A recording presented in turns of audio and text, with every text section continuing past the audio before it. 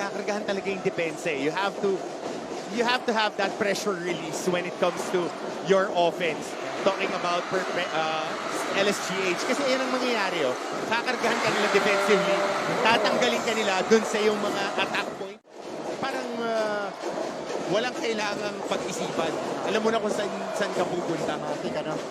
Rosales speaking. Oh! First shot is good. That's Rosales draining the triple. Small forward when he goes to college. Step in three! Rosales with his second three-point bomb in the first. Ito yung mga matatandaan mo pagka nag-reunion kayo. Nalala mo pare yung game 3? Binigay niya. Oh! Rosales! Ano? That's for Boost, rather. So, Hitting it from the corner. Ito yung mga bonus things na nabibigay ng mga defensive stoppers ni Coach Job Cleopas. 9 points coming off Corpus and Rosales. Tatlong 3-pointers yan. So the game plan for the Green is right now is just ride the hot hand of Gomez. Meantime, this is called good ball movement for the Altas. Oh! Both corners covered by Jim Corpus. Discipline, running their lane, staying on the outer lane, attacking his own slice of the pie. Corner 3, always free when there's a scramble on the fast break. This is one of the best three-point shooting teams in the league. Number 2 when it comes to three-pointers made in the elimination round. Or too strong that time. And the ball went over the top, so it goes back to Perpetual, who now has their biggest lead of the game at 9. Going back to the stats in the 2 games, whoever makes more 3-pointers wins the ball game. Nail it!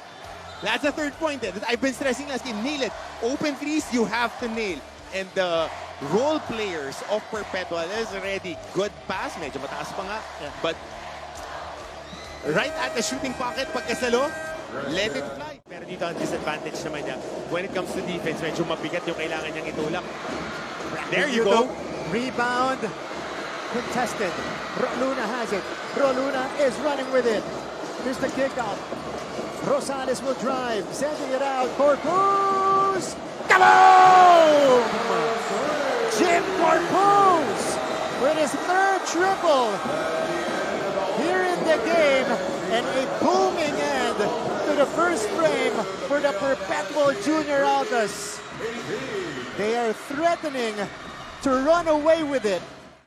Couldn't get it. Taeb snatches the board. Ito, rumaratrap na naman ang Perpetual. And si Galiangan has 3 assists here in the first half. Rosales, extra bounce. This guy is becoming a factor in this one. 3 out of 4 from the field already with 8 points. 1 attempt para makakuha sila ng transition basket. Yan lang naman yan. Stay disciplined. Penetration by Velasquez. No go. Ooh! Odador was not able to make the catch. Pass inside. Corpus! Black eye. Libre. So alam mo na yun yung drill nila ng drill yesterday. Kasi sa film, yun din yung ibinibigay sa kanila ng LSGH. Ayun yun na naman.